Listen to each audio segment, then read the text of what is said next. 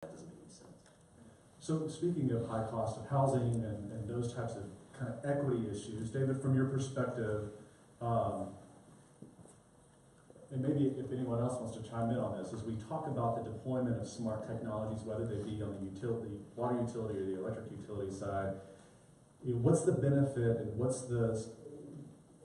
how are those impacting kind of our most disadvantaged community members in San Diego, and what are we doing to think about that?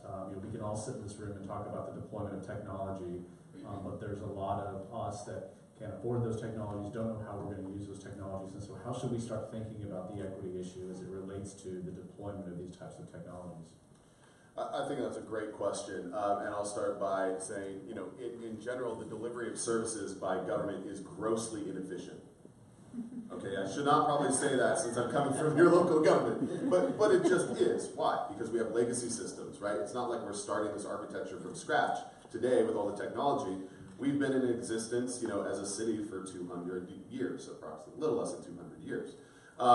So when we think about those questions of all those legacy issues and systems and the opportunities technology provides us, San Diego has used technology and smart city technology to solve problems and solve challenges. We didn't build some smart city plan.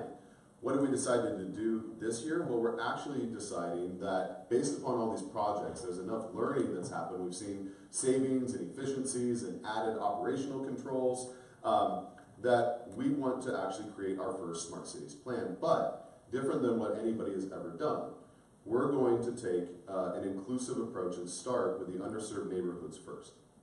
How can smart technology, whether it's energy, water, lighting, etc., how can that impact a neighborhood and those investments? What do they need? And then build an entire strategy for the entire city based upon the input coming from those neighborhoods. Why does this matter?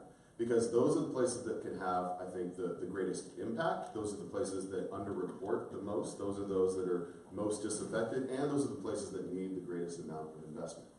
And if you can do it right there, then you can do it right throughout the entire city.